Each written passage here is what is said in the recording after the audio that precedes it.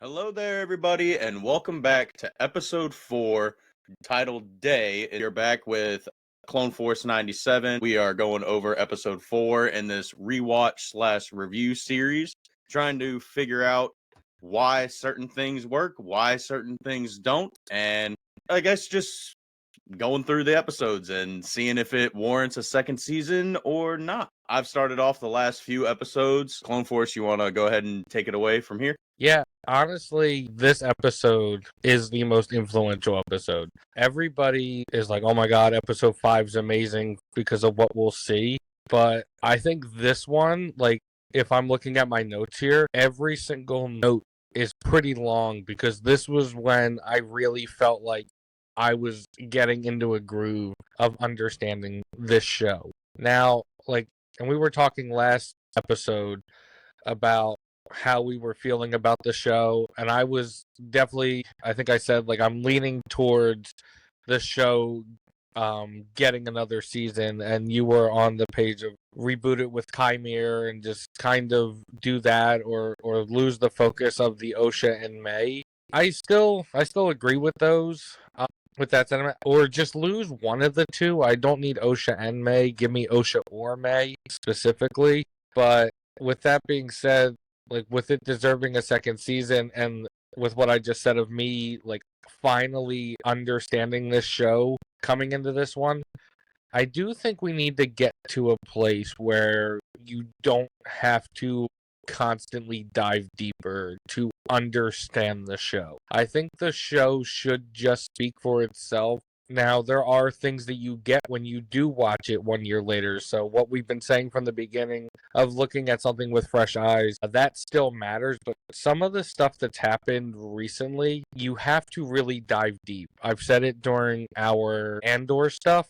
where Andor is kind of the thinking man Star Wars show, where it doesn't feel like Star Wars unless you're actively diving deep to find the lore. I think that this episode's influential and it's really good, but I also think it needs more balance to where we shouldn't have to dive in so deep in order to understand the bigger Star Wars story. I think the Star Wars story, just like you understand when you watch the prequels or you watch the original trilogies, or even honestly for the most part like the sequels, you kind of understand what is happening.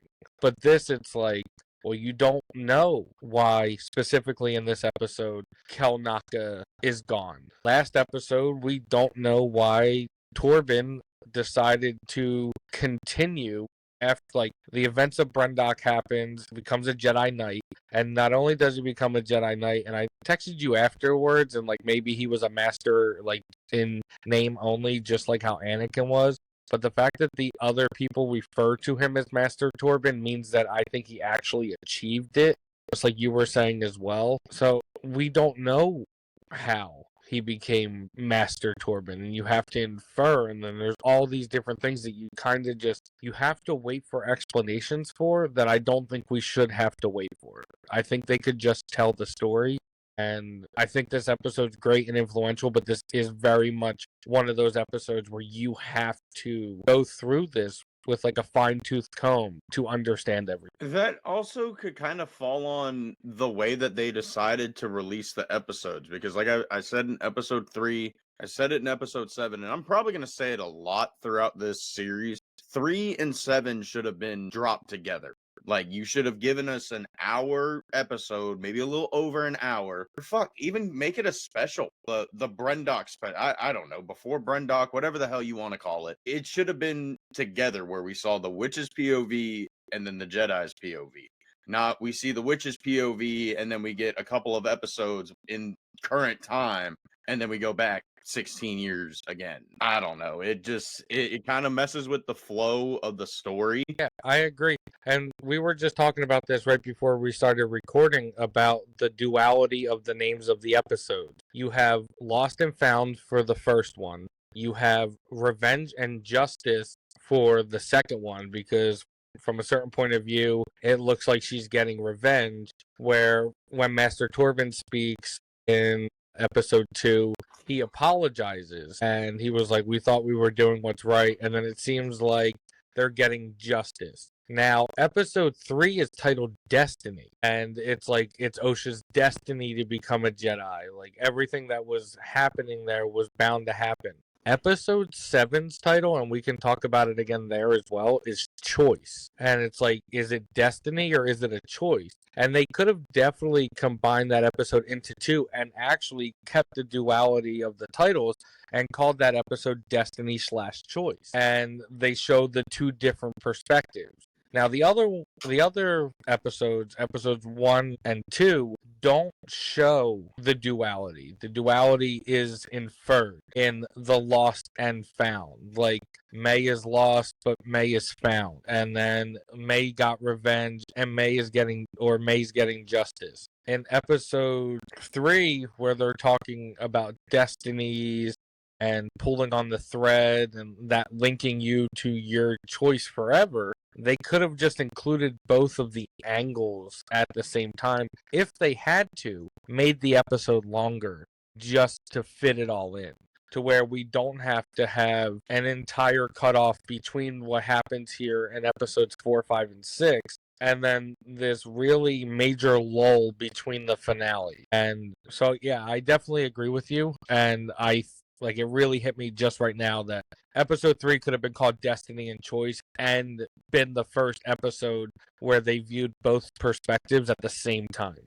Because we talked about it before, like, oh, this show paints the Jedi as evil and everything they do as evil and deceptive or manipulative. And I've said on here, the reason why it's framed like that is not because the Jedi are evil or because the Jedi are deceptive or the Jedi will attack somebody. It's because the Jedi are not the main characters of the show. When we see the prequels, the original trilogy and the sequels, the Jedi and the hero characters are the main focus.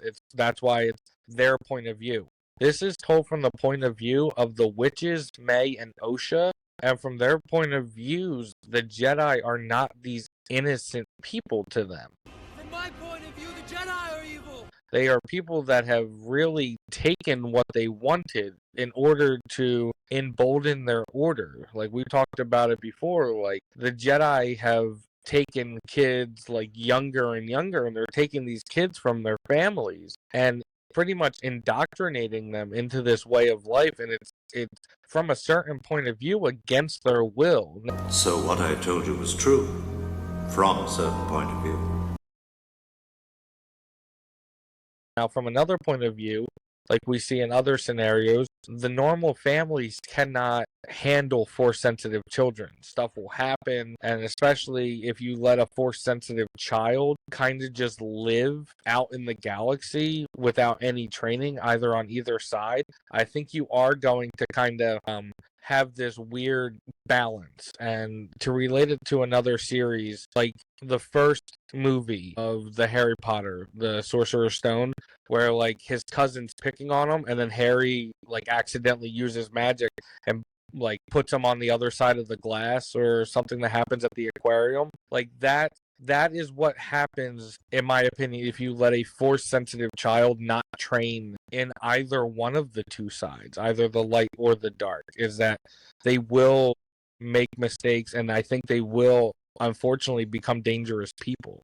So that's why, in my opinion, like the Jedi look the way they do in this show is because of that duality of perspectives. Like the Jedi think they're doing right, but it's not told from their perspective for this show. Yeah, I can see that. They just, I don't know, when the Jedi show up, like I honestly don't remember if I talked about it in episode 3, but in my notes before I deleted them, the witches, like, they're like, oh, hide the children, the Jedi are here, blah, blah, blah. But then, like, they willingly let them just see the kids. It's like, okay, you realize that you can just tell these guys to fuck off, right? And I think we did talk about it, because I think we did talk about if it was, like, Republic, like, what the actual Republic law was. Because, I mean, to be honest with you, there had to have been something, maybe something with the hyperspace disaster, and maybe it had something to do with the fucking an untrained Jedi or untrained Force user.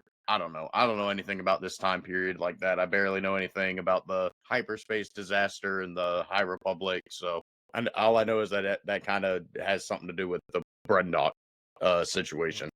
Well, I've kind of related it to them as viewing it as the way as the Nihil do, or the way as the Path of the Open Hand or the Path of the Closed Fist viewed it, where the Jedi feel like they're the only ones that are really allowed to wield this power. It doesn't really relate to the Legacy Run disaster, which is the hyperspace disaster you're referring to.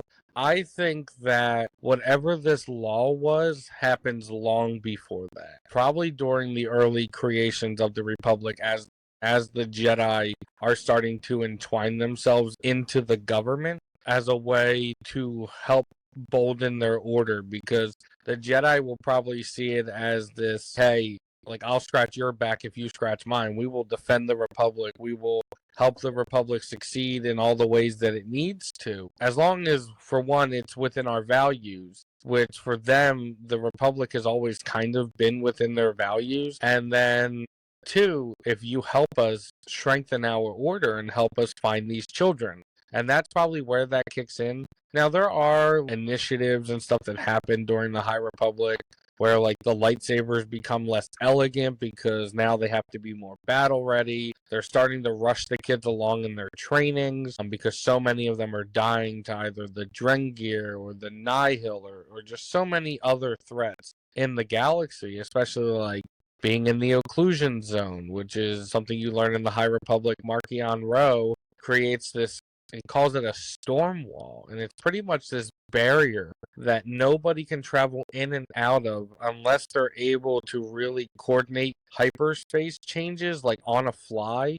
And because the Santekas and the Graphs are the two major powers in hyperspace travel, the Nihil in their early days steal a force-sensitive Santeka named Mari Santeka, and she helps craft all these paths that they're called, but they're hyperspace lanes, and she can view their way through it, and then they eventually create these path engines that help calculate all these coordinates that she's able to do as this hyperspace prospective family lineage, but also because she's force sensitive. So these path engines help with the in and out of the occlusion zones, but so many Jedi and other people trying to get either in or out of this storm wall have died because their calculations are wrong. So there are things going on to where Jedi do have to start progressing a little faster. Now, they're still not to the point where we see in the Clone Wars where, like, Ahsoka is a Jedi Knight or a Jedi Padawan fighting at a very young age. Like, we can tell based off of next episode that everybody who goes to battle is an adult of some kind. And the reason why I say of some kind is because I mentioned before, Jackie's 19, but she very much plays as a child. And I don't know if she's actually 19 or if she's just 19 years old, but her species ages different. So to answer that question, I don't think that this High Republic stuff that I'm really into has anything to do with it. I think it's very far back, like maybe Old Republic type stuff. Okay. Yeah, I'm just very interested to, I guess, kind of see. I wish they would have, or I wish they would explore more of that aspect of like families denying Jedi and like what led to the Jedi having the right to fucking test these kids. Because I mean, yeah, they have the right to test them, but I don't think that there's anything that says that they have to, let, like, the parents don't have to let the Jedi take their kids. Because I mean, later on in this series, I mean, Anastasia said, I mean, to be honest with you, I think that was the most gaslighty bullshit when she says that she was going to let Osha go, because I don't think that she was going to let him go. There's just a lot. I just wish that they would redo it and focus on Kymir, because I'm more interested in him instead of the twins. And I think that's where it was going. Like, to be honest with you, because the show is called The Acolyte, the final episode is also titled The Acolyte. This first season was really a setup season to get us to where the story should have been. But we know that doesn't always work, especially with Star Wars. George kind of had an idea of where Star Wars was, but he started with the main story. Like, he started with episode 4, 5, and 6, and then went back to do the prequels. And I think that if we wanted to, that's how this could have started. We could have started with Chimere and Osha and stuff going on there and having Plagueis. And then if we needed to, going back to when they were both Jedi or have left the Order. Instead, we got this really filler season that eventually ended with what we wanted. And it was ending with Osha deciding to become the Acolyte. And then Chimere going on the train, and then really kind of the downfall. This was just kind of a setup season. And I've said it before, I think with the way streaming services were going, with the inflated numbers that the old regime of Bob Chapek, even though that regime didn't last long, and approving all these things, I think that they were operating with the thought that, hey, we're getting a second season. It doesn't matter. Streaming services is now the new way to go. But for us who are poor and financially binded, like, we all know that streaming services aren't really the way to go. And now cable still isn't really the way to go either, but nothing is really beneficial for the consumer right now, because there will be times where you want to watch something that's Marvel related that might be on Netflix for a period of time, and then you're constantly buying all these other subscriptions, and then the prices are just constantly going up. And now we have these inflated numbers of what things could be. Like, we talked about it on a live stream, like, it was just finally estimated that Andor season 1 turned a profit. Well, how do we know when season 2 turns a profit? Or how do we know if the Acolyte may or may not have turned a profit? And because there's no real way to judge any of this stuff. And now that leads to some of the dilution that we've seen in Marvel, to some of the dilution and the fatigue that we've seen in Star Wars from it constantly being streaming, where our standard numbers usually based off of box office numbers and like Nielsen TV ratings, where you can see the number of viewers. The viewership numbers and stuff like that does not work for traditional streaming, in my opinion anyway. And that's why it's so hard to calculate. But I think Disney thought that streaming, at least to try to show to their shareholders, was a bigger success than it was. And Leslie Headland just created this first season, but she had an idea where the second season was going to go. No, I'm still on my pedestal of just redo it, focusing on Chimere leaving the Order. But we can get into that later. I talked about how episode 4, like, it picks up after episode 2. You know, we got Kelnaka breaking the blaster in half, and he's walking into his house, and we get shown some drawings on the wall of the witches' markings that Anastasia may have on their forehead, and some of them look like just plain and simple yin and yang symbols. And I'm thinking that maybe that's just a little nod and foreshadowing to the one conscience split into two people. Or maybe it just might be the light side and dark side of the Force, considering, you know, he's a Wookiee Jedi. I mean, I know we don't get to see why he's on his exile, but I mean, we all know. And I mean, even after watching episode 7, they really didn't do a good job of showing him using his claws to warrant. Both Kelnaka and Torben's actions really don't warrant either of their fucking exiles or deaths, in my opinion. The more I'm thinking about it, I mean, maybe Indara didn't deserve it, but Soul most definitely deserves what comes to him in the end of this season. Yeah, I don't too sure. What? Oh, sorry. I was gonna say I have the same thing written down here actually as my first note, because I wrote, so I know that the Konaka left the Jedi Order after being mind controlled by the witches and then using his claws against Torben. So he sends himself into a self-imposed exile because he has deemed himself to be a mad claw, which is the derogatory term that Wookiees use when they use their claws in battle, because it's not honorary. It's a sign of just kind of them being more of their primitive creature selves than what they want them to be as a species. And I said, we see a bunch of drawings inside the cave reflecting, like, just like you said, the yin and yang or the markings of the witches. And what I have here is he still haunted by the memories of these witches so many years ago after they've interrupted his brain? Or did he draw the symbols to resemble what was taken from him? I go on to say here, like, unfortunately, we do not know the answer to this because he's going to unfortunately die off screen. Yeah, the off-screen death was just a fucking waste, and it probably was a budget thing, but when a show gets a budget of supposedly $350 million, you'd think that they'd be able to have something involving the Wookiee fight more than what we got, or even the fight between Kymir and Kelnaka. Because, I mean, literally, we get nothing. Like, we get no indication of how the fuck Kymir found this place. No indication of the fight that happens. We just get, hey, by the way, I know where Kelnaka is. Let's go. And then they get on Kofar, and he's like, oh, by the way, don't go that way. Follow me this way. Then Kelnaka's just dead. Yeah. I don't want to jump to it, but I do think that we have indication of when he dies in this episode. There was a very clear moment that stood out to me when watching this a second time, and it was like the first time where I was like, oh, that's when Kelnaka dies. But the episode does it in such a different way. I do have this one comment, though, based off of episode 2 about Torben. We have here, at who's 3014 says, on the Master Torben dilemma and why he was so distraught after what happened on Brendok. In the second flashback episode, we learn a lot about Torben.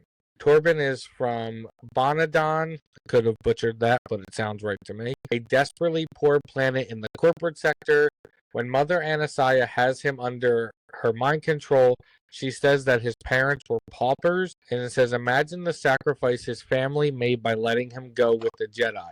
He wants to be a good Jedi and travel the galaxy helping people. But what is he doing on Brendok? Picking moss. And his masters won't tell him why. Of course, he wants to get out of there because he didn't sign up for this. Then the twins come along, and he's the spark that lit the disaster. Because of his impatience, an entire culture and coven get wiped out. He had very plausible reasons for feeling guilty about what happened. I understand that sentiment with him having that feeling of guilt, but had he had this feeling of guilt, had he felt everything that he felt, I do think that he would take the Barish vow sooner and not become a Jedi Master. I think he would have done it somewhere immediately after the time of his healing. Also, when we see his face in the end of episode 7, it does not look that he has been blinded. It looks like his eyelid is kind of sealed on his eye, but his eye is left intact. Now, honestly, like, it could be a contact thing. That could be nitpicking. But when we see him later, he's blind in that eye, or mostly blind. Like, the eye kind of looks like a cat's eye in the daylight or whatever, like where it's like mostly closed off. But his eye looks a little weird, and I think that's supposed to show what happened to him and the scars on his face. But I don't believe that he was blind. Yeah. So I just looked it up while you were talking about him taking the Barish vow. Padawans can't take the Barish vow for some fucking reason, but yet 12-year-old Anakin was allowed to contemplate leaving the Jedi Order entirely. Doesn't make very much sense to me in any matter. The Barish vow is new, I think. I mean, there might be stuff on Wikipedia for like the Legends version of it, but like Disney canon, they just did the story for it. And I edited in my version of episode 2. And it's still along the same lines of what happens where the Jedi don't lose, like where they lose their trust in the Force and their ability to kind of really see what's happening. But Barish Sylvium was coerced into creating a conflict with the wrong people. Like, she chose the wrong side, and she felt bad for that because she thought that, like, if I was as trained in the Force as I thought I was, I could have been able to see this. I could have sensed the deception, but I didn't. So then she takes the vow, and like, I think for them to put there that Padawans can't take it. I don't know if that's entirely true. Now, the one that does take it, and I don't know if he's a Padawan at the time, but I thought he might have been, was Des Ryden. Des Ryden takes it, and I told you he's in the book, I think it's Into the Night or Into the Dark, and he doesn't really reappear until Into the Light. And he just came back, he's the first one that we see come back from taking the Barish vow. Torben takes the Barish vow but doesn't leave. That's a weird one. Most people leave. I think that the inclusion that Padawans can't take it is kind of weird. But even if Padawans can't take it, you and I have already inferred that he's probably knighted at the end of that episode. He's most definitely knighted. So when I first looked it up, it said that Padawans couldn't take it. Like, literally, that's what it said, word for word. And then I just re-looked it up, and I'm getting a Wikipedia overview, and it said, while typically Padawans, they wouldn't have made drastic errors to lead them to want to take the Barish vow, but theoretically, they could take it. So even if he wasn't knighted, he could have taken it. I definitely think that he was fast-tracked in his Jedi training after Brendot.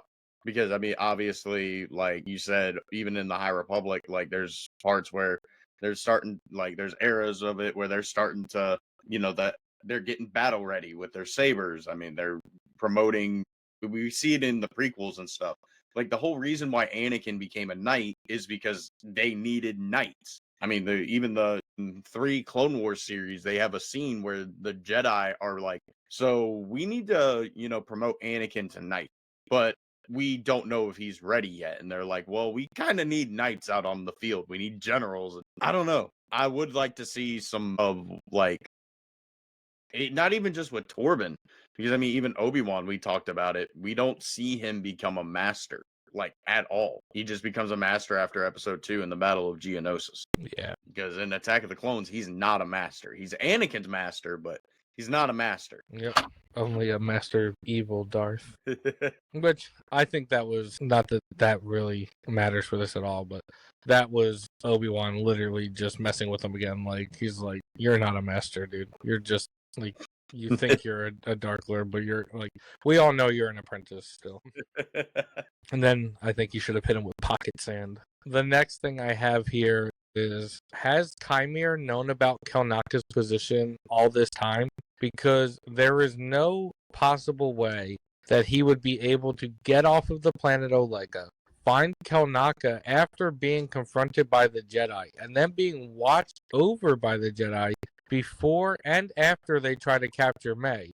That means I believe that he has somebody on the inside. I believe that somebody is helping him, unless, like I said, he's known all along from previous missions to kind of help May know where the Jedi that she's seeking are. Like, Chimere did enough investigating prior during her training so that when it was time to finally make the move, he knew of all of their positions, which is why he knows where Kelnaka is. When he sounds surprised, and this is kind of just hitting me right now, when he sounds surprised, that's because May still doesn't know that Chimere's the master. She still thinks that he's like this bumbling fool, so I think he's actually lying and deceiving her at the same time. Hey, I just found out where Kelnaka is, let's go. But maybe, one, Chimere definitely has some sort of network with him. But 2, I think he's hunted down all these people to try to find them so that when it was time to make the move and to see if he actually had his Acolyte, he knew where all of the people were. That's how they know, go to whatever the first planet's name was, and then go to Olega, and then now go to this new planet, which I totally forgot the name of. Kofar? Yeah, Kofar. That could be a theory or justification for it. That, like, he phrases it like he just found Kelnaka, but he's known where Kelnaka was the entire time. But because he's being deceptive, he has to phrase it, hey, I just found out where Kelnaka is, let's go.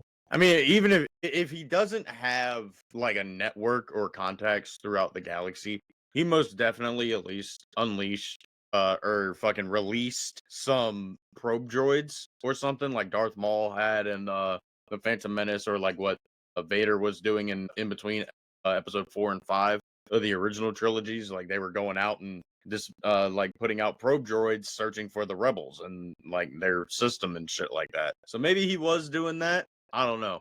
This is why I said that I want them to reboot it and give me fuck. Don't even reboot this. Just give me a Chimere show. Like, just give me a Chimere series. I still think that's what season 2 would have been. I mean, it still has Osha and the Jedi trying to find him, but I still think season 2 would have played out entirely differently than what we got here on season 1, because season 1 was just a setup season, in my opinion. But yeah, he definitely has some sort of network.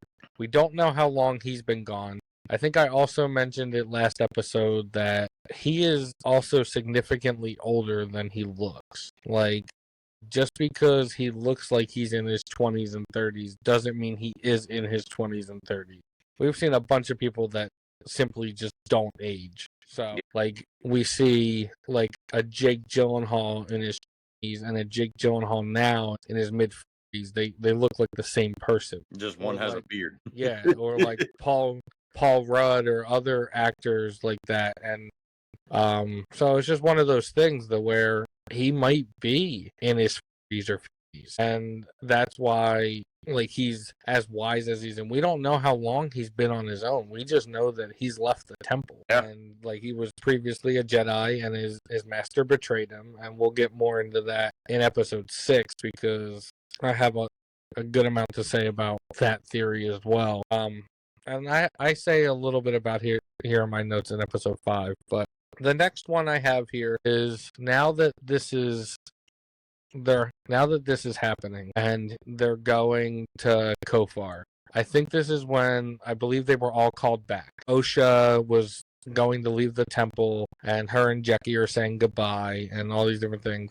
But then they realize they need her, that they need Osha in order to capture May. So Sol and them, they devise a plan about May's master, but they've never seen him, so they don't really show him. And that is where we got a scene that was controversial in ways that I just don't think it ever should have been. But this is when we get Ki-Adi-Mundi. We see here that he's here and he's alive, however many years earlier than he's supposed to be. That's the only issue I have, is there's no canon for his birthday. Well, I was gonna ask you because I know you talked about it a little bit in another one of these, but I was wondering if this puts him alive here, and he's young here. We don't know how old he is, but when was his original birthday according to this baseball card or pack of gum card or whatever thing that really got people riled up? It was like 90 or 93 BBY. Okay, so he's alive 40 or 50 years earlier. Now, if you say he's in his 20s, add another 20 years. So he's alive maybe 70 years earlier than he's expected. I just don't think Ki-Adi-Mundi is that significant of a character to really care this much. Now, Ki-Adi-Mundi might be somebody's favorite Jedi, and that's totally fine if he is. To me, he's just never been important enough for me to care. That's my own personal opinion. If I recall this episode correctly, this episode got a lot of hatred because it was confirmed that it was Ki-Adi-Mundi in this episode. And a lot of people inferred that now Ki-Adi-Mundi knows about the Sith long before he mentions that phrase in The Phantom Menace, that the Sith have not been seen in at least a millennium, which is 1,000 years for those who don't know what a millennium is. What happens in this scene is not what people took, and I really, like, I want to be very clear here. I think a lot of people got offended at this, specifically just because they wanted to be, and because that is not what happens in this scene at all. In this scene, from the meeting that I was watching, they are not discussing May as a dark side user. They are not saying that the person who trained her is a dark side user. Vernestra has said that whoever trained May was a former Jedi. That was at least clear to her by the way she's able to use the Force and the way that she's able to do different things, as well as even take on a master such as Indara, because she doesn't take out Torben. Torben has just been contemplating suicide for 10 years. He says it's pretty clear to her, and they're thinking that she could be part of a splinter order.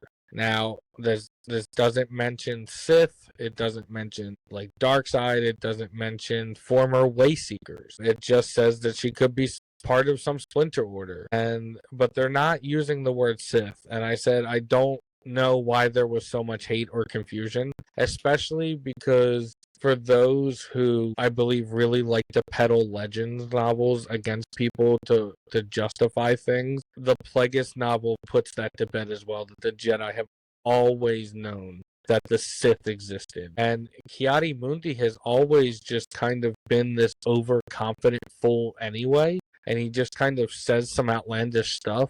So, like, Plagueis is like, oh, well, we haven't seen the Sith in a millennium, but Plagueis literally contradicts it and says they've known that the Sith have been here all along, but they just don't want to pretty much acknowledge it. So I just said that I think the hate was unwarranted, and then I was confused on whether or not it happened in this episode or not, but I was like, maybe that happened next episode, that he finds out about it, but then I was like, I'll wait and see, but then I went back and I was like, no, it happened in this episode. So I think the Ki-Adi-Mundi thing was different. Like, yeah, they changed his birth date around, whatever, we don't know when he was born, and Wikipedia changed it to the year of the show, which obviously wouldn't be the accurate date, but they would use that phrase maybe by 230. Well, it wouldn't be 232. What is the year of this show? Is it 130? The year of this show, when it actually takes place, is 132 BBY. Yeah. So they would have to use by 132 because it's not like Ki-Adi-Mundi was literally born the episode before and then comes out as some like 20 or 30-year-old. Hey, could fuck, you imagine? Bro. Could you imagine?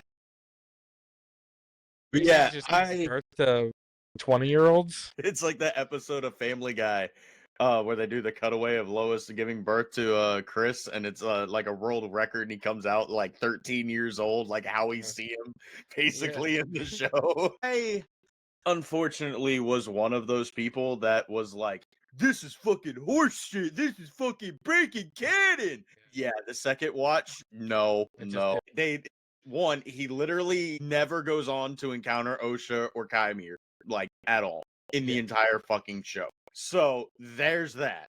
2, like you said, they never reference Darkseid, they never reference the Sith, they literally say Splinter Order. Yep. And, like I said, the only issue I have now, and I gotta give credit to Beyond the Dune Sea, because I saw this in somebody's Instagram post about Ki-Adi-Mundi, and they made this joke that the only issue that I have with Ki-Adi-Mundi being in this show is now I don't know when to send this man a birthday cake. Yeah. Even though I would never send that man a birthday cake, because fuck Ki-Adi-Mundi. I think that's what it is. I'm almost positive it's a snow cone. But, yeah. Well, we don't know anybody else's birthday either. Like, I mean, like, we know years. We don't know specific days unless they come out and actually tell us, and they've never been good at it. Now, I want to say something that I think is like controversial about the Star Wars timeline in general. If Anakin is the Jedi Jesus that everybody wants him to be, and I know why they don't. They started when Episode 4 started, and that was 0 or 1 BBY or whatever. Whereas I would have liked Anakin's birth to be year 0, and then this show just be negative 100 BBY, or not negative 100. Hey, yo, you know hold on, you're onto something there. Yeah, I don't like the timeline right now, where the way they do things, like it's 5 BBY, it's 0 ABY, or whatever. Like I know that they're using the Battle of Yavin as the point of when the timeline starts because of Episode 4. But if Anakin is this Jedi Jesus that everybody wants him to be, the timeline, we should do it the way that we do it here, which is like, now I've heard like 2 different ways recently. They say like before Christ or before Common Error. I don't know what the hell that means. Like, did we not make mistakes before that? Fuck, I don't know, bro. I've never heard the before Common Era thing. I've only heard before Christ. yeah, there's a couple different ones. But I would have, this show and the timeline, I feel like makes more sense if everything is either after the birth of Anakin, so it's like ABA, or before the birth of Anakin, and it's like BBA. I think that would. Yo, I like Show's, that. this show's negative, or this show is 100 BBA. Adopt the Jedi Jesus model. Aside from that, the Kiadi Mundi thing, I go on to talk about how Vernestra gets on to Soul for not mentioning that Osha had a twin 16 years ago, and that then he goes on to, like, say that there's no chance that she could have survived and that he couldn't have known. That's still on you, Soul. You legitimately should have told them that she had a fucking twin. Deals and absolutes. But next one kind of goes off of back when May and Kymir got on to Kofar. They said that they land on Kofar, and she questions how and why he risked his life to find Kelnaka for her master. And he says that he did it for her, which I think I mentioned it. I don't remember what episode I mentioned. It might have just been episode 3 that I think that Kymir is not in the like the same way as like Tenebris or Plagueis or Bane, or because none of these other Sith Lords actually show some sort of compassion and feelings.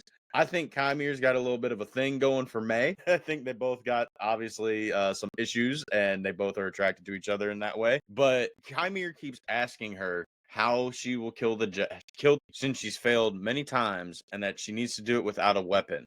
And how she didn't put 2 and 2 together in that moment. She may have started, like, the gears might have finally started kicking in. That's just ridiculous, in my opinion, unless we're going the route that with, like, what I've been saying, that this dude is just massively powerful and force deception.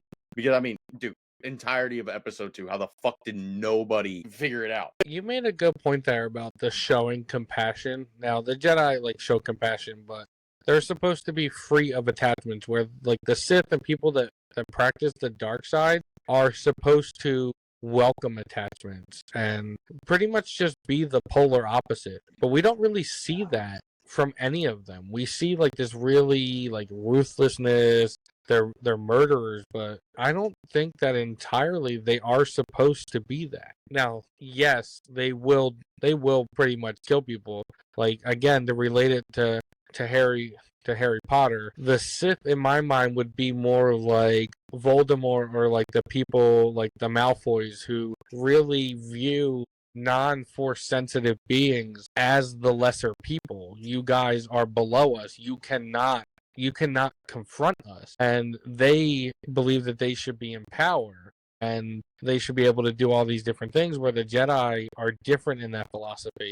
Where I think that's why, like, I think you should see the members of the dark side with families, with even like children and stuff like that, in a way that the Jedis won't really do that or reproduce unless it's necessary, like in Kiadi Mundi's case, where he has to go back and save his species and become like a pimp or something. But like that should be one of their opposites, but we only see pure darkness. And I think that sometimes in what we've read in Legends and what we have, what should make them different isn't always what we get. We just get the pure darkest side of the dark side order compared to what we have of the Jedi. Because if having a family wasn't frowned upon, then we wouldn't even have Star Wars to begin with. Anakin would have just been like, you know what, I married Padme. Now, he was selfish in his own right and just wanted to keep that his secret because the Jedi are so entwined in his life. He wanted something for him. But that was the only thing in his life that he actually had somewhat control over. Yep, and I think that's where like the Sith are as well. So I think with that, we should see more Sith being the opposite of the Jedi, and not just like, hey, I'll go on a murderous spree because that's like it's what I want to do, and those who aren't force sensitive are beneath me. But also, like, I'm gonna have attachments. I'm gonna allow my different emotions to enable me to be stronger. Yeah, I like it. I like especially the compassion thing, because I mean, like, yeah, Palpatine does the fake compassion, and then of course by the end of episode 3, like the mask comes off and he shows his true potential. I don't see Kymir ever actually doing something like that. I genuinely think that he cared for Osha or May, whichever one that he fucking ends up with as his acolyte. Because, I mean, he treats them both the same way. Yeah. I mean, he's compassionate and helping out May kill these Jedi. And then episode 5 happens.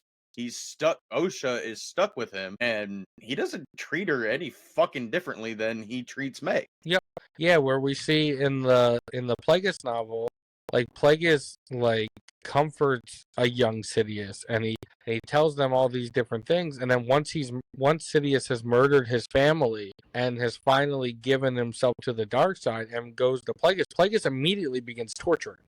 Like, oh, Yeah. it's time to begin your training, and like I think he takes them to like a frozen mountaintop with like no clothes and stuff like that. It tells him, Really like, if you were able to survive something like this, I would take you to something like Tatooine with fucking multiple suns. If you were a fucking aquatic creature, I would take you to a desert planet.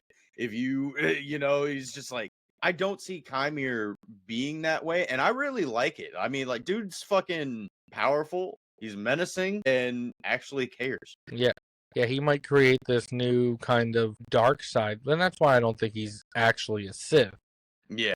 Either, but like he's creating this new dark side like sect that is different than what we've seen, and it really kind of makes it favorable for a lot of viewers. Like, you know what, like, yeah, he's gonna go on a murdering spree here, and at about 45 minutes into the next, or 45 minutes at the end of this episode, but I mean, it's all different. Like, it's weird because it could be justified in a way.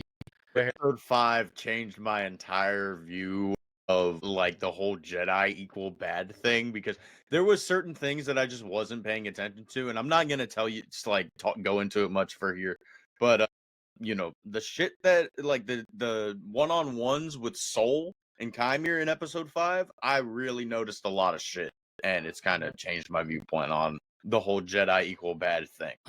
Okay, yeah. What we see from the Jedi next episode is different, and we've been talking about it the entire time, that Soul is not a Jedi. Yeah, Soul is worse than Anakin, and I know, like, right now, I think that, so you were mentioning that they were on Kofar. I do have a couple of things to add before the Kofar. So obviously, like I've said during that meeting, Soul is going to try to find May, and he tells Vernestra that he has something that she wants, and that something that she wants is Osha. But Osha has decided that her time is done. She's cleared her name. She's going to leave the temple, but not before Soul catches up with her and says that he needs her, and you can tell in that moment that she's very excited to rejoin the Jedi. But then he tells her that that's not exactly what will be happening. Like, she thinks that it's an invitation to rejoin the Order, but he was like, no, you're going to come back as a civilian, and we need you to play as a pawn. And you can see in her face that she's like upset about it, because she thought that she was finally accepted back into this family that she thought originally had wanted her. And then when she wasn't able to succeed, she wound up leaving, and she said that she failed. But for now, it's like, okay, like, she's upset and disgruntled because she's like, you only want me to go find my sister. And I think I wrote here that I think this shows that even though she chose to leave the Order after having issues with her training, she actually really regrets that decision and would love to be accepted again. And I said that is her weakness, is kind of like finding acceptance, or really like having this self-confidence, and she really holds herself back. And then Soul knows what May's weakness is, and May's weakness is her family. So May has always needed Osha. May has always been strong and independent and very very convinced in what she feels, but all she's ever wanted is for her sister to want the same things. So that's May's weakness, is that she wants her sister. She also now wants the only living family member that she has left. And then after this, we're getting set up for the training. They're back in their civilian robes, and then we see Basil. Basil's the tracker. When I originally watched this show, I thought Basil I thought he was a Jedi. I thought he was one of the Jedi Order. I later, just kind of by looking at the Funko Pop, realized that he's wearing civilian robes as well. He's actually not with the Jedi. Really? Holy shit! Hold up, I forgot the laptop. It won't focus. Shit. Basil is not a Jedi. He is a civilian tracker. Okay. So yeah. Just pulled him up and literally wearing the same stuff that OSHA's wearing. He wears the same outfit that OSHA's wearing. I think people, when they first saw him, assumed that he was a Jedi, because I assumed that he was a Jedi. And when I saw him in this one, I was like, Basil is, or Basil, I think it's Basil, because it's with a Z. But Basil is not a Jedi. He's a civilian. And this is actually the first appearance of his character. His character was originally like in Legends or old like EU stuff, I think like in a comic or something. So this is actually his first appearance in Disney's canon, or an on-screen appearance, which I think is really cool. But this is where like another controversy came in that was unwarranted, is because OSHA doesn't know what Basil is, and she goes to Yord and says, or no, she doesn't go to Yord here, but she goes to somebody and she says, She goes to Jackie. Yeah, to Jackie, and says, is he or they with us? And a lot of people were like, now we have binary rodents, like there's pronouns in Star Wars. And I don't mean to cut you off, but I do need to interject. I'm sorry if I've never been around something like that. I'm probably gonna say, yo, is that thing with us? Like, I'm not gonna give it like fucking male or female pronouns, but I'm gonna call it that thing. Like, it's not a human. I'm sorry. If it was a human, then yeah, I'm gonna fucking probably be a little bit more considerate. But if it's an animal in a galaxy far, far away, I do not give two fucks. Yeah, because here, though he's not human, he's still like a creature in a species. So Star Wars is a little different. But this is where OSHA, she does it twice in this episode. So she says, "Is he or they with us?" And like I was like, people thought that this was like some like, oh my god, they're introducing wokeness and non-binariness in the Star Wars. Now we have a non-binary rodent, and I was like, this is actually OSHA portraying, like she calls it he because Basil sounded like a guy's name to her. But then she has this feeling like, well, actually, he's a rodent. Like, he's beneath me. So then it's like it's kind of like along the lines, is that thing with us, they, that, it, like those kind of Better yet, it can kind of be something like Yord calling OSHA the civilian. Yep. Well, that happens in this episode, actually. OSHA does that with Basil, is one of the notes that I have here. Oh yeah, she calls him like the Basil or something like that. Yep. Yeah, she calls him the Basil. So I said it's not supposed to imply non-binariness. Basil is a male of his species, but she is unfamiliar with this species and says they, and she refers, like, she really thinks it's a rodent-like creature. And yeah, I mean, Yord even says that like most Padawans and stuff at the temple learn Sharik. Like he learned Basil's language. Like, not a lot of people are familiar with these guys or things, whatever the fuck you want to call it. Yeah, and that's what she says. So right after this, like when they land, she's like, "Is the Basil with us?" And he's like, "It's a he." And yes, he is. Most people at the temple learn Shriwook. I learned how to speak whatever his species is. Which, like, he's really like just patting himself on the back. He's like, "Oh, look at me, I'm so cool." Because actually, I have it written here. I said, "Yord stroking his ego again by telling OSHA that while other Padawans waste their time learning how to speak to the Wookiees, he learned how to speak to Basil." And OSHA refers to him as the Basil, which obviously I've said already, like, I think proves the point that there was no non-binariness or whatever to the thing. She just doesn't know what Basil is, and she's trying to be correct and not offend Basil, who can clearly understand people. Yeah, I mean, she just wasn't trying to get, her foot stomped on like May does later. Yeah, so she refers to him as the Basil, thinking that Basil is the species. And then Yord goes, his name is Basil. And like really is like, okay. Like, I don't know. I was like, dude. And then Yord is still obsessed with OSHA carrying a blaster. Like, why is a civilian holding a blaster? It's like, I wish she'd blast him with it, but it doesn't matter.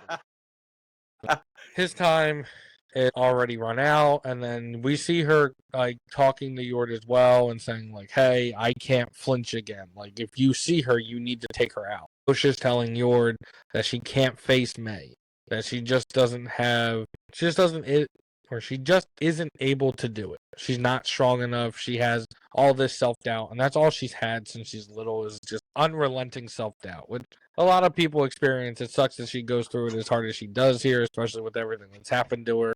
But that's like her character's consistent thing, is that she struggles with self-doubt up until the very end of the season. Yeah. So and then we have Basil taking the group through the bug infested trees. I got something to say about that. When Yord gives him the cloth to smell, so he can track Kelnaka.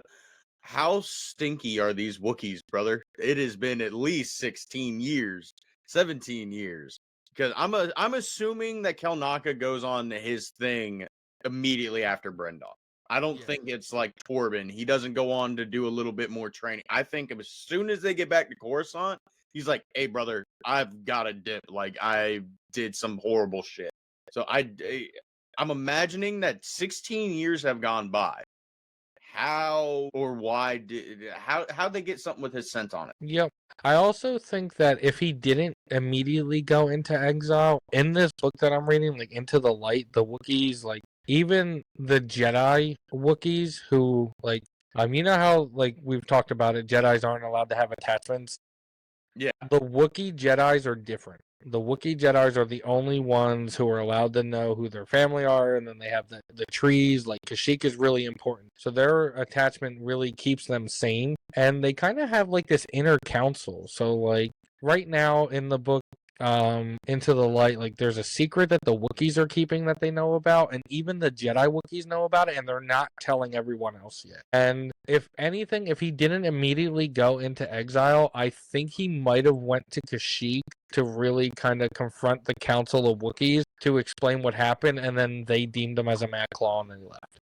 So, like, he had, like, one stop, and then also he crashes his ship into this planet. He doesn't land, like, and Anakin lands it into the planet. But, like, I was wondering, like, with the crashing, like, was that supposed to happen? Did he lose track of where he was flying to? But then he just kind of goes into exile, or, like, was he like Torben, just contemplating just ending it, and then like, if I survive this, I survive it. This bit is fucking hilarious. But yeah, that ship is crashed into the woods. It's not. Yeah, it's not just sitting there. Like, it's actually like destroyed. Yeah, that's a good point. Shit, I don't know. Yeah, he was probably avoiding some hyperspace disaster. He almost crashed into a planet. You know, fuck it. Actually, I don't know. He might have contemplating suicide, bro. Yeah, he's like, you know what? Fuck it. I'm already a Mad Claw. Now I'm gonna be mad dead. He comes up into the planet. But yeah, so Wookiees are very smelly though, from what I know. So I think it really does keep their scent for a while, and especially if they've kept it preserved or something like that. Like he goes It's a little weird. I'm just saying. The stuff that they keep at the archives is definitely weird though, but it's kind of like he probably just left. Like just up and dipped. So they kept all of his robes and stuff, and so they have something, and they just smell so bad that it is something that they need to keep. That Basil's creature is his thing is like he is a tracker. Even though like everybody's like he's a bad tracker, or he's like or Yord goes, I need a tracker for my tracker. Basil knows exactly where he's going. Just nobody else for some reason decides to keep up with him. So they're very smelly, and that's how he's able to track him because his nose is also super keen. But yeah, then we see Osha disturb one of the bugs, and it immediately wakes up because I guess they have like a light hibernation. And then because Osha wakes the bug up, and then it gets sliced in half, Osha then, like I have here, Osha struggles with death and accepting the fates of others. So she's like, I disturbed its peace, and now it's dead because of me. And I think that also just relates to her character. Like, hey, I wanted to join the Jedi, and now, like, I thought my sister was dead, my family's dead, all because, like, May caused a fire, and her disrupted the flow of things, you know, at the Coven. Yeah, she disrupted it by making a choice and choosing to go with the Jedi. So she just struggles to accept the fates of others because she's like, I made a decision and now everyone's dead. But obviously, and that's why she learns at the end of the Acolyte, like all of this is going to be answered and all of this is coming to an end. Episode 8 is called The Acolyte. At the end of that episode, Osha puts all of it to bed. Yeah. And there's no more lack of self-confidence there. And this is spoilers for episode 8 and what happens. But I'm not saying exactly what happens in it. But everything that's happened, like she was like, you know what? Like all my life, I've thought it was me. I thought I was the one that every time I make a decision, someone else dies. Now, yes, in terms of the bug, 100%. She made a decision in the bug. But in terms of her family, it wasn't that. May made a choice to light a fire, but the reason why everything else died outside of that had nothing to do with the fire. The Yeah. fire was just an elaborate lie to keep Osha from the truth until they thought that she was ready for it. And unfortunately, they never thought she was ready for it. Yeah. I mean, even in, like, up until they thought that she was ready, like, even if that's the route that they were going, I mean, you gotta think, an 8-year-old, the last thing she saw of her entire family coven thing was a fire, I escaped, and I saw, like, 30 dead bodies. Yeah, one of those was her mother's. Yeah. Which I still think that I did find Coral in that thing that I sent you for episode 3. So yeah, then both of her mothers, the one that gave birth to her and the one that is actually her mother. Yeah. See, I didn't look at the disturbing the bug thing as like we just talked about. I kind of just went the jokey route. I said Osha and Jackie talk about how she was able to sense the creature and that she disturbed it and now it's dead, which one kind of is, I guess, like her force powers. There's no clear indistinction if this is like force powers or if this is magic, that she's able to sense. But, she's kind of slowly gaining some of her powers back because she couldn't force pull Pip to her in episode 1, I think it was, or episode 2, whichever one that she crash lands. But now she's able to sense, like that bug was there because nobody else was really paying attention to it, I don't think. But then Jackie goes on to tell her that it's an honor to see anything or anyone transform into the Force. Too bad she turns into the Force in the next episode. But they talk about how Osha couldn't accept that what she's lost or death like a true Jedi. And I really like Jackie's response to it because it is like, I don't know if you could consider it like textbook Jedi response, but I just really like it. She's like, we aren't defined by what we've lost, but what we survive.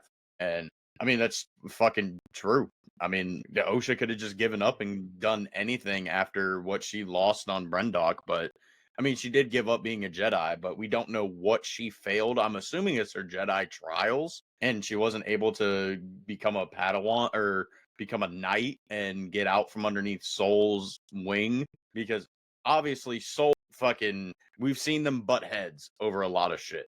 And even that potential, like, her getting invited back to the Jedi Order and her realizing, like, oh, this isn't what it was. You guys just want me for my sister. Kind of wondering if maybe that's how Soul treated her on missions too, is like, okay, well, you're just gonna go be the pawn. Yeah.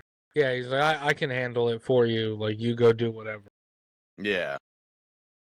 Yeah, because she's always lacked self-confidence and she has these doubts, and like when she says in the next or in 2 episodes that she's failed, like the reason that she believes that she's failed is all the way stems back from the beginning. Like, I failed because like every time I make a decision somebody gets hurt, so I can't make decisions. I can't think for myself. I need other people to tell me. I don't trust my own feelings. I don't trust in the Force. And like, she's somebody who probably, had she known the right meditation techniques, would have benefited from like a bearish vow or something like that, to where she can really just sit and meditate on it. But she's never been able to clear her head, which is like a real true distinction here, like between, because I know we talked about like the Anakin thing, like that's the real true distinction. At times Anakin can meditate. Now the issue is that in his meditation he gets his visions and all of his other stuff, but Anakin does have the ability to clear his mind, and he's super confident in everything he sees, where Osha is not confident in anything that she sees. She thinks that everything that she sees is a lie, or is so concerned about what could be that she doesn't see the actual visions in front of her. And that's like another distinction between those two arcs, is that like Anakin is always convinced and Osha is never convinced. That's a good way to put it. I mean, Yeah. literally, episode 2, Anakin's having visions of his mom, and what happens? They come true. So from that point, I mean, I'm sure that he was a little on the fence about it, but once like he actually got there and saw the state that she was in and it actually matching what his visions and dreams and potential meditation visions fucking showed him, from that point on, he's going to be convinced that Yep. all of this it's for certain. Like this, it's set in stone. There's no changing it.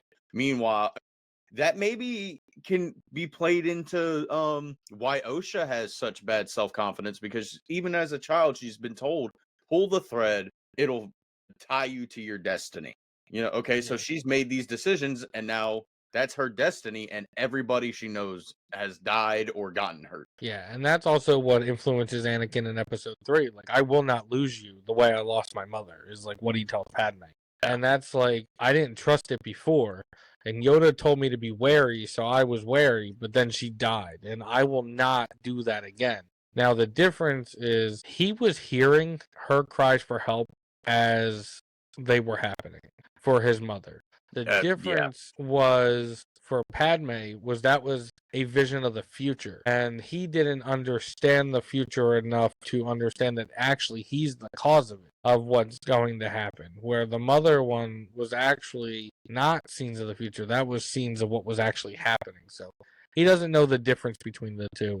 But then, like, this is where like everything clicked for me. Like everything turned on in terms of my understanding of this show.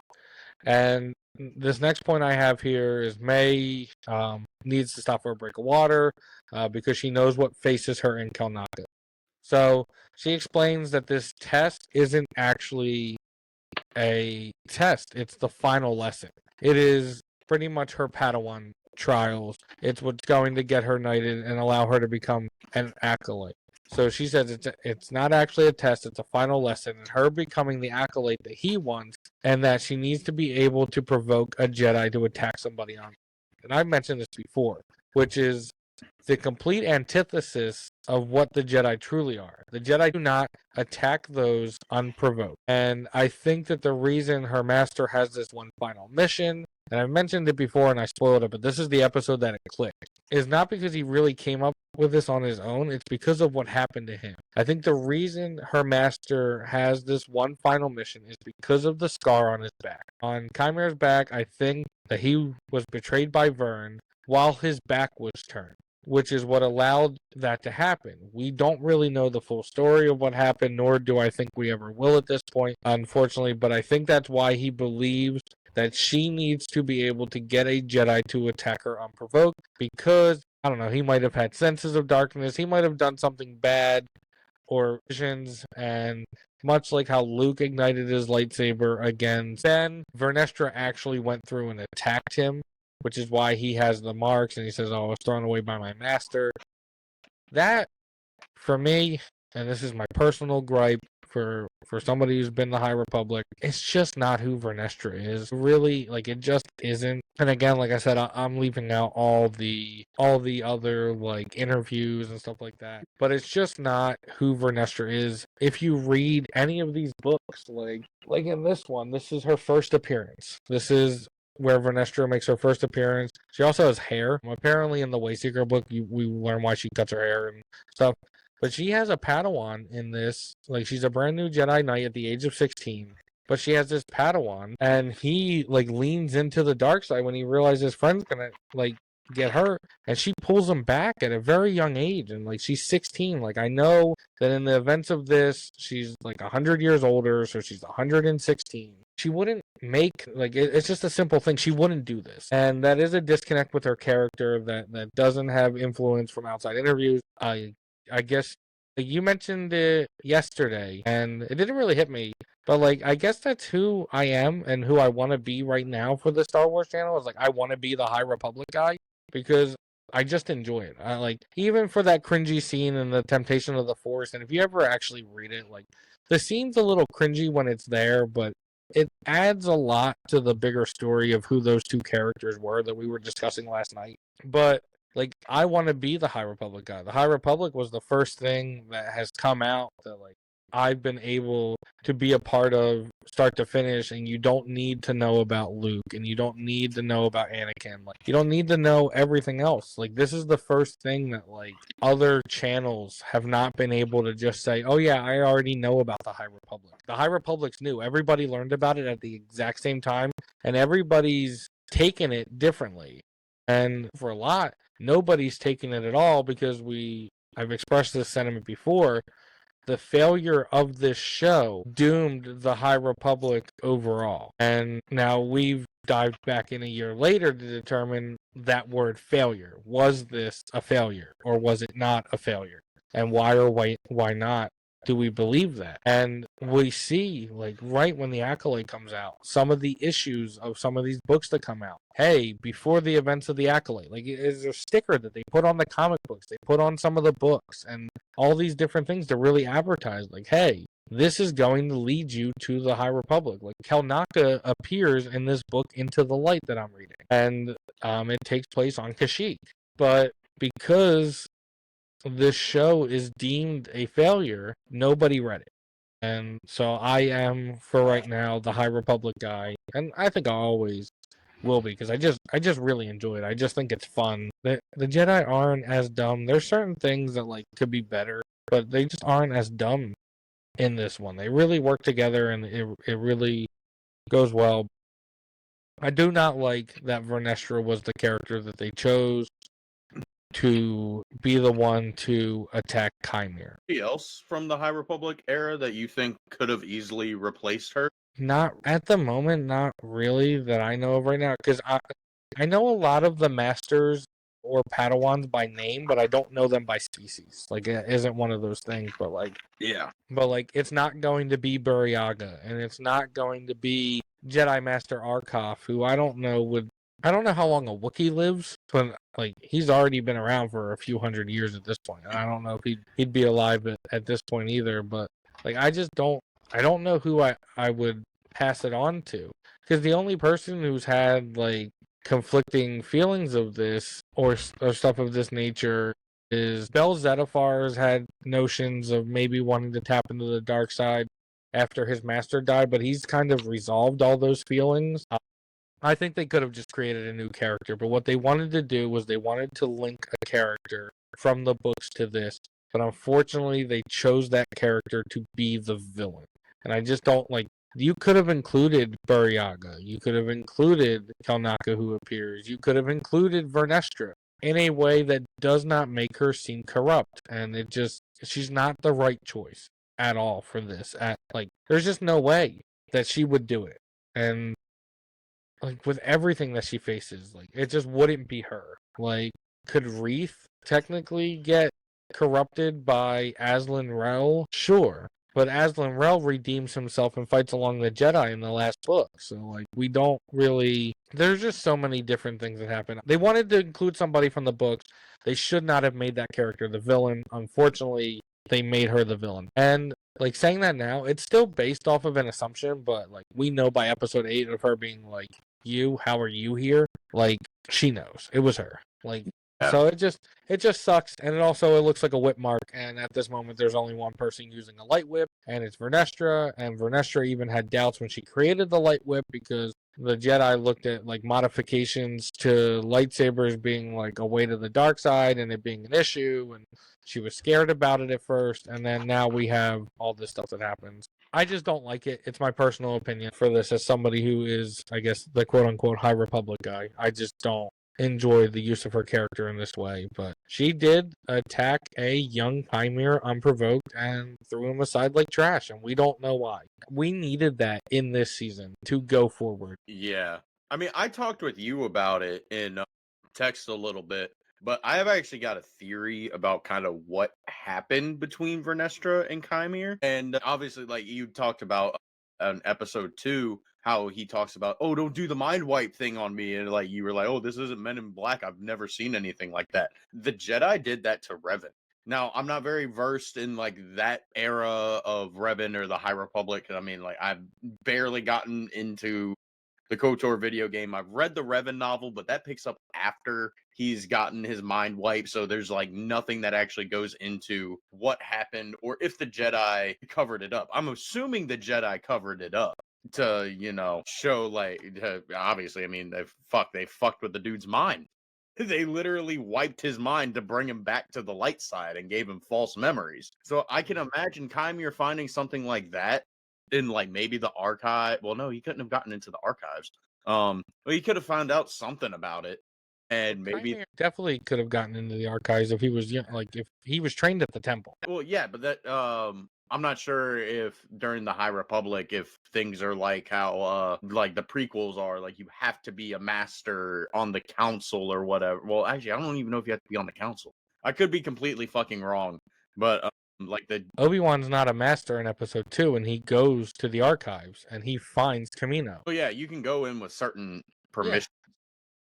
I think he went in there for training. He learned something. Now he didn't go into the restricted section. I think whatever the mind wipe thing is might be common knowledge. It might be, but it might have rubbed him the wrong way that the Jedi did it to one of their own, and that probably kicked things off. Because I mean, it didn't hit me when I rewatched it. It kind of hit me when I fucking texted you about it. I was like, hold up, Revan got his mind wiped.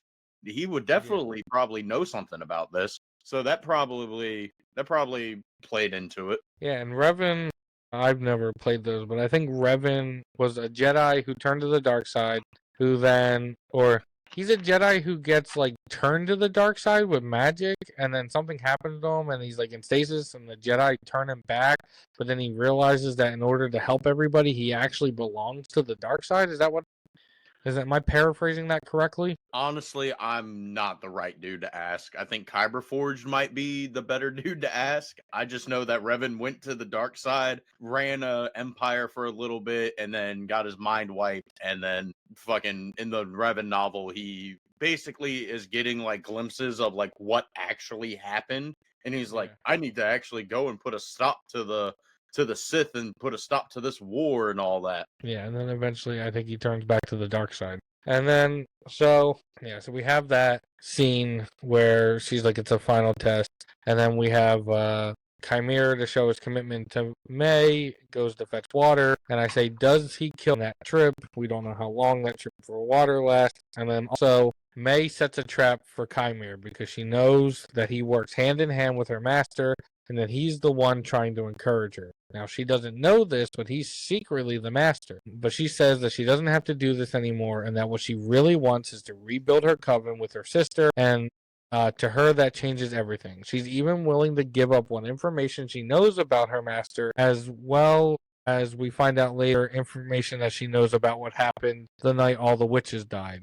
Kymir, hanging upside down, says he'll kill you for this, but she doesn't know that he's the master. Which, like I said, I know when Kelnaka dies. I do not know if he killed him on the quest for water. I think he kills him right after this, in my opinion. But like whenever she leaves him up there, he definitely got down. Like as soon as she got out of his eyesight, like he cut himself down from that trap. Oh yeah, immediately he was able to get himself down. It's at the end of this episode, and I have something for that too that I wanted to run by you. But here is when we find out Kelnaka dies. Soul, they're wandering the forest. I think they've just lost track of Basil, and Yord saying like, I need a tracker for my tracker. And then we notice in this moment that Soul becomes immediately distressed. I don't know if you remember it or not, but in his mind, he's like, something's happening for him. And they're like, what is it? And he's like, it's nothing. At this moment, Soul knows that Kelnaka has just died. Like, that is what's happening here. I said in this moment that Soul has come to like this complete stop and is like it looks like something hurt him. That is the moment that Kymir has just now killed Kelnaka. And I also said if he was able to sense the death of his former partner, why weren't any of the other Jedi also able to sense this death? Is it because their senses are overwhelmed by the nature of the forest? Whereas because of how powerful Soul is, and people kind of discredit it because he kind of seems like a fool at times, he's able to drown everything else out. I said Soul also wants to tell everything that happened that night because he thinks it's better for them to confront their past and face their fears. Like, because I think it's right after that, right after he notices that Kalnaka has died, I think he mentions to Osha that he has something to tell her and that he wants to confront it. But it's in this moment he has sensed the death of Kalnaka because he is immediately distraught. And that's when he's like, you know what, I need to come clean. Like, everybody around me keeps dying. I like that. I mean, as for why the Jedi didn't sense it, I mean, how the fuck did Yoda sense Order 66 going on but couldn't sense this shit going on? Doesn't make any fucking sense to me whatsoever. That's just one of those Star Wars plot holes that will just never really be explained, I don't think, you know? Just like, okay, Chimere is Vernesta's Padawan. How does Soul not recognize this dude in episode 2? That's why How I think old? he's older. Yeah, he's like significantly He's gotta be, older because than we I mean, know. Vernestra remembers Soul as a youngling, and that's a little weird. Ages are fucking weird in Star Wars. We already discussed that. Fucking Conehead McGee. Well, and the like The other timeline. the way, well, just the way that they age. Like Grogu's 50. Like he is as old as Anakin or as old as Vader and stuff like that going on, but he's not 50. He's like he's an infant. He's referred Yeah, he's to like as the 3 child. months old. Like, again, I don't know if this is true or not, but I've always kind of felt the Yoda species. So by the time now, he'd definitely have to do some rapid growing. But Yoda, we know, becomes a master by the time, like, I think he's around 200 or something like that, which would mean, like, I think when Yoda lives to be 900 and something years old, I think he's 90 something years old at that point, like in our conceptualization. But that means he shouldn't be. Now we don't know how like species learn to talk, but he shouldn't be. And Grogu shouldn't be an infant. He should be closer to 5, and then at 100 he'll be 10, and then kind of at 200 it'll be 20, 300 it'll be 30, like going on and so far and so forth from that. Yeah, the way species age, we just don't know. It's just something that isn't explained for some people. Yeah. So, and then I have here Kanaka's murdered in his chair. And I said it doesn't even seem like he put up a fight. Like I feel like we would have had something more drawn out. Again, You think he just saw- gave into suicide? yeah, like he's like, you know what, this is mine. Like, I mean, we already talked about it. He crashed his ship into this planet, and we don't know why he crashed or how he crashed into the planet, but he did. And I think he knew what was coming, and he just allowed it. Like, we would have had something more than what we had he actually put up a fight, but he was he's in a chair and he's dead. Like, unless Chimere was just that quick. I just don't think. But again, if he's that quick, then yeah, Kanaka wasn't able to put up a fight. I also referenced that the next episode is called Night, and it's really kind of around this time that Kalnaka has died and Soul has sensed it. I don't know if you've noticed it in your watch through. The day is turning to night. The sun is setting. Yeah. It's becoming darker, and it really sets up, and like it really hits all at once. That Kalnaka's death has really put us into the dark. Yeah. I got that Basil leaves the group, obviously, and May is heard screaming to lure Chimere into the trap. He tells him that her loyalty is to Osha, not her master, that she's going to surrender to Kalnaka and turn herself into the Jedi, which doesn't last long whatsoever come the next episode. Like, nothing sticks in this fucking show for decision making, except for the fact that somebody will make a decision and somebody will die. That's about it for that. Osha and Soul talk about how Osha is going to face their past, that both of them will, and that he'll explain everything soon. And this episode sets up the next 3 of, I'm going to tell you the truth, and we're going to cut to fucking black every time Soul gets close to being able to tell somebody the fucking truth. It is the most irritating thing in this series is all the times that he's set up to tell somebody the truth, and he never gets the chance to do it until he gets choked out, essentially. Well, it's right before he gets choked out, but yeah.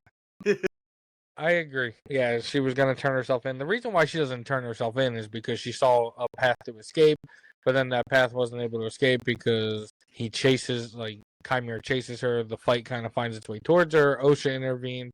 Had she been just able to get out of there and get to a ship, she would have just ran away. She was also warned that, like, he'll find her. But here's what I have in terms of, did he or did he not fly? I said I originally saw this ending scene as him flying in. But I think what he did, and you can see it behind him, is that there's a ledge or like a rock structure behind Osha. I think that he jumped off of it and We just pulled a Dooku. he Just used floated down. yeah, he uses the force to slow his fall. No different than I think how Jedi are able to jump off giant buildings and survive. But I think it's the just thing that force really, yeah, I wrote that the thing that I think really puts emphasis on slowing his he puts a lot of emphasis on slowing his descent because he wants to make this grand entrance to the Jedi. But yeah, I didn't. If you look, he's kind of on a ledge and then he isn't. I just think the way that the camera panned to him, and how it brought his character out of focus and then into focus made it look like he flew in. I don't think he flew in. I think he jumped off the ledge and slowed himself down. So I actually don't think he flew in. I mean, I'm fine with either, especially after reading this novel and finding out that there was literal Sith lords and darkside users that could use the Force to fly. That would actually be pretty fucking sick to see, and to actually have as a something that you can actually do. But I'm not opposed to it being just force absorption or something like Count Dooku did in the 2003 Clone Wars when he jumps down in the battle arena. I mean, he slows himself down there. That was my justification a year ago for this shit. I did go on to say that May comes across Kelnaka's home, falls in front of Basil, which causes him to do some sort of weird screech, and that means to Yord that he found May, which I thought they were searching for Kelnaka, not May. But May goes inside Kelnaka, and my joke, I said, oh my god, lightsaber slashes and wounds actually worked on killing somebody. And to quote Jeremy Johns, a fellow YouTuber and reviewer on the site, the trick is to slash. This is prior to episode 5. I wrote this prior to switching my rewatches if I didn't see it yet. But the trick is to slash. Stabs only works on steel doors and Qui-Gon Jinns. The Jedi find Kalnaka's house, and May realizes that her master is there. The Jedi demand that May comes out and be under arrest, which she doesn't. And I go on to say, you just said you were going to turn yourself in, but we just talked about that because she did see an escape. I mean, she grabbed Kalnaka's saber. That was most likely the escape route if she was able to, actually get out. She grabbed his Pringle can. Which obviously his saber should be bigger. He's a dude. Yeah, that is literally the only fucking saber that I give aside from Chimeras. But Kelnaka's is the only one that logistically makes sense that it should be like this. I mean, the dude's hands are fucking gigantic. Yep. Fucking Pong Krell, dude. That's a saber that needs to be gigantic. But when you get somebody like Jackie who can't even fit her hands around her saber, there's a problem. I agree. I think the reason why Basil screamed and they said that they found May, if Basil had just found Kelnaka, he wouldn't have screamed the way that he did. True. Basil was overcome with some sort of fear. Now, they assumed that it was May. What Basil could have also screamed had he gotten there early enough, could have screamed that, I just found the dead body. True. And then also when you understand it from the point that Basil's not a Jedi, which I wonder how many people, I wonder if we asked our entire group if Basil was a Jedi or not, how many of them knew that he's a civilian? That's why he screams, is because he wasn't expecting to run into her, and had he just found Kanaka alive, he wouldn't have screamed either. He would have just been like, I found them. Or he would have done some sort of scream, but not like that. That was a horror scream. And then the last thing I have for this episode is I love that Osha has absolutely overcome with fear at the sight of Chimera's helmet. I also think that Chimera's helmet is the only helmet in Star Wars that gives off a sense of fear, much like maybe that the people in the late 70s and early 80s experienced with Vader's helmet. I think due to my age and when I was born and some of the movies as well as life events that occurred and lessons that affect my viewing of it, I didn't see Vader's helmet as scary. I've always seen Vader as this cool kind of dark side user. Yeah. Chimera's helmet actually gives off fear elements to me, I think. Yeah. I gotta disagree about the helmet. I think it's the dumbest looking fucking thing that I've seen in helmet-wise Star Wars. And I've seen a lot of stupid fucking helmets. How dare you? I say we get the start to an amazing fight sequence involving Smilo Ren and the Jedi. And the only issue that I have with him is the helmet. I don't like the look of it, But like I said in episode 2, if they had decided to do that to change Venomous into Chimere, I wouldn't mind. My buddy Mark the Canadian Jedi over on Instagram and on YouTube, he actually pointed out to me when I did an interview with him a year ago that in the dark with that giant bulbous head, if you saw that, you'd pretty much mistake that for a Bith. I mean, he's the giant bulbous head, low lighting, fucking can't see shit. The only difference is the helmet has very small slits for eyes, while Biths have the giant black fucking eyeballs. That's it. But either way, I hate the design, and I just realized how, like, when I rewatched this, I realized how much of a bobblehead that he looks like. Like everything else, like from his neck down, is so skinny compared to that helmet, and he looks like a Funko Pop. I don't know how the helmet voice changes. I don't know if that's in the grow. I think it is funny that when we see things now that like in Star Wars, like we compare it to Kylo Ren. So like this is called Smilo Ren. When we were watching Andor and that one kid kind of looked like a young Kylo, like I've called him young Kylo in his band of idiots. So like anything is like related to Kylo or like Ben Solo, which I think is kind of funny. I personally enjoy the helmet, and I like that it's made of cortosis and stuff, and that it works much like a sensory, like the training helmets that they use to deprive them of their senses, and it's just kind of you and the Force at that point. So I like all the aesthetics of the helmet, but I definitely understand like your thing with it, like it kind of being like bobblehead, kind of too big, and that's one thing that like. I'm sorry if I was there that night that he showed up, like right before he does his massive Force push, I probably would have started busting out laughing if I had seen that. Yeah, I would have had an entirely different reaction. I thought it had the fear elements that I wanted from it, and that it was just kind of unique and compared to other ones that we've seen. And to me, it's like the first one that really gives off this fear element. But not only does it have a fear element, it's practical. It has an actual, like, you're not gonna slice through my helmet because once your lightsaber hits it, it's turning off. I may hate the look of it, but the overall functionality of it, and like you said, like the assets that come with it, like it being like the sensory deprivation to where it's just you and the Force, I like that. I love that you're not gonna cut through this motherfucker's helmet, and you're not getting it off his head unless you pull a Jeckie and you just like start bashing the fuck out of his head with the butt of your lightsaber. And I guess cortosis does have a sense of fragility to it because it's not like when I was originally watching it, and this will spoil a little bit for next episode, when she does that with the lightsaber, I thought it was kind of like a two-piece and it clasped in the back. No, like because she hit it, it actually fractured. His helmet is just a put-on helmet. Shit. Okay. Yeah. I think that this has a certain level of fragility to it, but I thought that this episode was great, especially with all the little like where I said like this was like the first one that like I felt like I was really coming to an understanding, and like you know what, I didn't know this before. Like Soul knew that Kelnaka died, especially putting the Basil issue and the Kiadi Mundi issue to rest. I was very happy with this episode. I gave last week's episode a 7. I think, did you go back to a 4 or did you go to a 3? For which one? For It's a 3. I think I want to say I gave that one a 3. In real time just now, looking back, I did just bump episode 4 up to a 5 because I did have this one at a 3. But honestly, it's nothing more, nothing less, especially after rewatching it and kind of knowing what was going to happen. I said that the episode ends with Chimere doing a single-handed Force push, sending about 8 to 10 Jedi flying back, adding to how powerful this dude actually is. And unfortunately, that's the end of this episode. A lot of this show and most of the other Disney shows suffer from this for me. The episode takes a while to start getting good, and then boom, it's over. I get why they do it, but seriously, a 40-minute episode, which 12 to 15 minutes is intros and outros and end credits, they need to stop that shit. It hurts the score for the episode if it's going to drop week by week, and honestly, it just pisses me off when the fuck it happened. That being said, I do enjoy the beginning of this episode with the saber training in the temple. Kelnaka was a waste of a character in this episode, and we don't ever get to see his fight.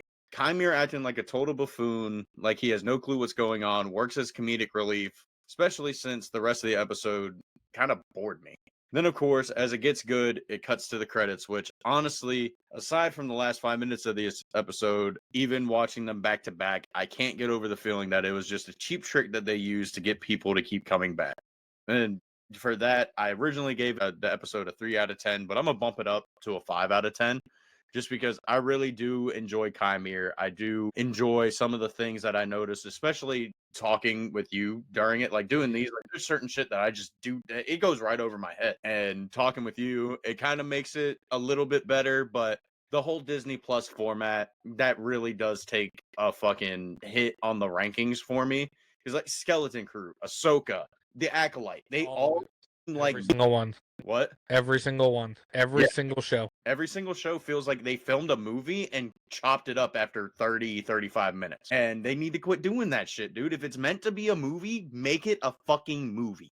If it's meant to be a TV show, make it a fucking TV show and film it like a TV show. Yeah. I'll be honest with you. So where I had effect that raised your score, you might have just lowered mine. I was going to give it an 8, but I do not like cliffhanger endings, especially when every episode does have to be a cliffhanger ending based off of the way that they film it. Like, honestly, this episode should not have ended with the Force push. This episode should have ended with Osha seeing Chimere, and that could be the cliffhanger, not the freaking Force push and then ending. I thought that was kind of dumb, because then the next episode starts in the midst of the fight and people have already died. I think that has to play into the fact that, like, you brought it up, that it was, like, the show's told from Osha and May's POV. I mean, if we're doing that route, Chimere flicked her aside like he was a fucking booger on his fucking finger. And wakes up fucking, like, in the middle of the fight. Like, what the fuck just happened? I agree. So, I was originally going to give this an 8. It's still higher for me. I really enjoyed these next, like, episodes 4, 5, and 6. This episode is a 7.8 out of 10 for me. I really enjoyed it.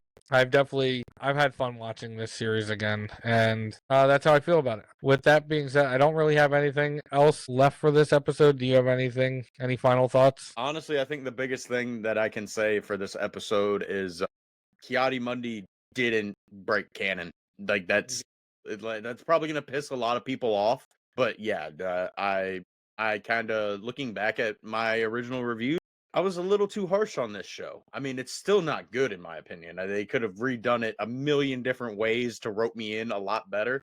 But for what we got, and, getting a more better understanding of not even just like current canon, but the legends and Star Wars in general, like actually going and reading the books and having actual conversations instead of fucking, I don't like this, that's all I'm gonna fucking talk about.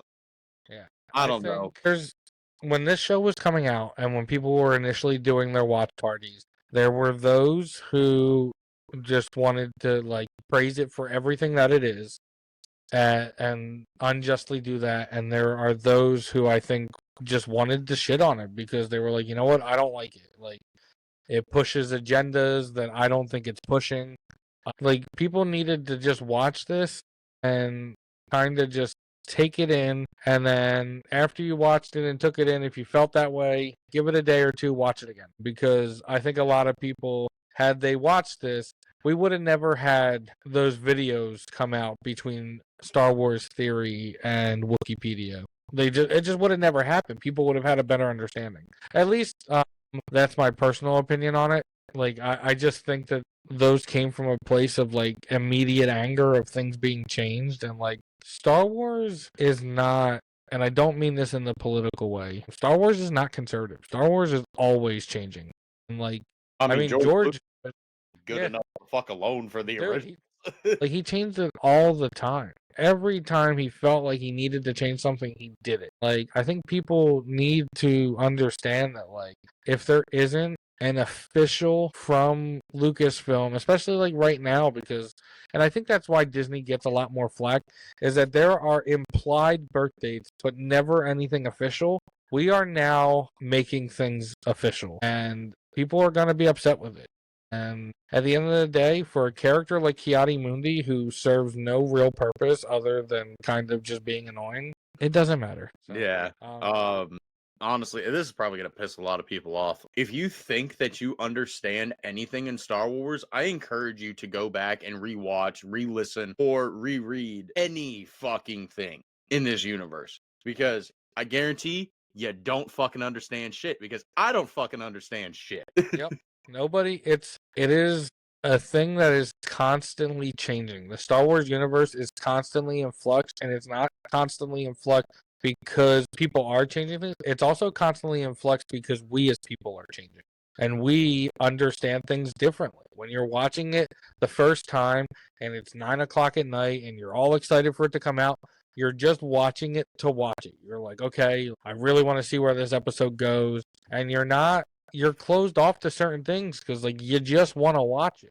When you're watching it to do an in-depth analysis and review like we're doing, we are watching this episode, we are taking notes, we're at times pausing it, rewinding it, maybe looking at what the subtitles have said because we might have misunderstood something or misheard it, and then now this is clearly what the episode is going out to do. I mean, and that's still based off of how we hear it and understand it. And like that's why I mentioned it to OTT and I mentioned it to Closet that the Rey Skywalker thing, for a lot of people who have not come from broken families and have not come from abusive families, they will never understand why Rey takes the Skywalker last name. Now, the correct name for her to have taken would have been Organa, but Leia's still considered a Skywalker, even because her blood is Skywalker, but she's actually an Organa. I think they could have chosen it, but everybody's like, oh, she should want to do these things in spite of it. It doesn't work like that for some people. You don't, like, if you're doing stuff in spite of something, one, you're still always going to have that name and the connotations that come with it. And like some people, I think, really need to understand family dynamics in order to understand why she did what she did there. But that is all preference based. Like I was telling Closet and OTT about it, and they were like, you know what? Like that makes a lot of sense. I didn't think about it like that. I like that you have your own unique connection to it, but it still seems forced. And I don't disagree. Like it felt like a very weirdly forced scene. Oh, who are Rey? Rey who? It's like, shut up, bitch. It doesn't make sense to me. Because I mean, the movie's called Rise of Skywalker, and they killed off every single legitimate Skywalker. I mean, I'm sorry. I don't want some random fucker on the fucking side of the street saying that he's got my same last name and somehow related to me when in all reality, I want nothing to fucking do with your ass. I have no idea who the fuck you are. Look at it as a sense of adoption. She has no blood ties to the Skywalker name, but she is practically adopted into this family, which, yes, I guess that means incest happened again in Star Wars because she made out with Ben. But yeah, Leia is a maternal figure to her and somebody that she didn't have because her parents, in trying to save her at the age of 6 years old or 5 years old, left her with a junk trader on a desert planet of Tatooine. So it's not Tatooine. Sorry, that's a different Skywalker. But left her on the junk planet and the sand planet of Jakku, and like she doesn't know who her family is. She has no ties. Could you imagine? They're like if you had a 5 or 6 year old, if they went to live with another family, they would have small visions, understandings, like where she kind of remembers crying and screaming come back and it being a core memory. And if you don't know about core memories, watch the Disney Pixar movie Inside Out. It's like one of the last few great ones they made. That was actually a really good movie. Very good. But like it's a core memory for her, but she still doesn't know who she is. She's always just been Rey. Yeah, but that's kind of weird because I mean everybody's different. I mean, I'm sure there's people that don't remember shit from when they were 5, but I remember exactly what my mom and dad looked like when I was 5 years old. Yeah.